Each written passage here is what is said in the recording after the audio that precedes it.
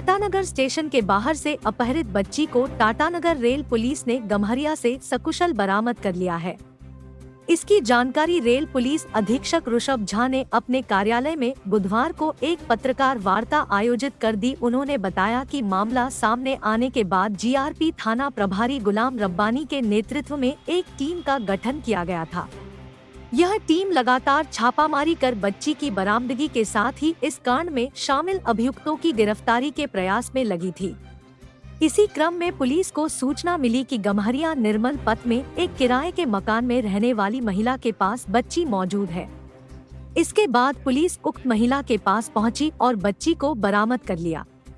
पूछताछ में महिला ने बताया कि उसे एक अनजान महिला ने बच्ची थोड़ी देर देखने की बात कह कर दिया था, लेकिन वह वापस नहीं आई। महिला बच्ची को उसे देखकर फरार हो गई, जिसके बाद 19 दिसंबर को गम्हरिया पुलिस के सहयोग से रेल पुलिस ने बच्ची को बरामद कर लिया।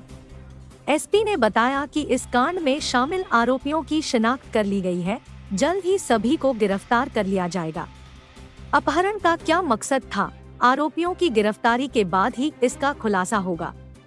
उन्होंने कहा कि इस कांड के उद्भेदन में शामिल पुलिस पदाधिकारियों को सम्मानित करने की अनुशंसा की जाएगी।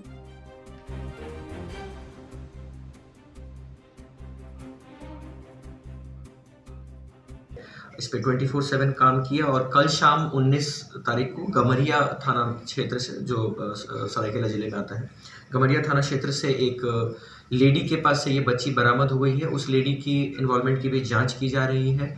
इसमें जो एक्यूज्ड जो सामने आ रहे हैं, जो आरोपी जिनके ऊपर हम अनुसंधान अभी जारी किए हुए हैं, उनको मोटा मोटी उनकी शिनाख्त, उनका आइडेंटिफिकेशन कर लिया गया है। जो कुछ गाड़ियों का इन्वॉल्वमेंट इस केस में आया था, उसको हम लगातार सीसीटीवी फुटेजेस वगैरह या जो पुराने हिस्ट्री शीटर्स हैं उनको आइडेंटिफाई करना, तो जो उसमें हम लगातार कोशिश कर रहे हैं। और जो आरोपी हैं, जो एक्यूज्ड हैं, वो आइडेंटिफाई हो गए हैं। हम जल्द से जल्द उनकी अरेस्टिंग भी करेंगे। क्या मकसद था सर इसका? मकसद तो अब एक बार जब अक्यूज की अरेस्टिंग हो जाएगी, अक्यूज सारे आइडेंटिफाई हो गए हैं, बस उनकी अरेस्टिंग बाकी है।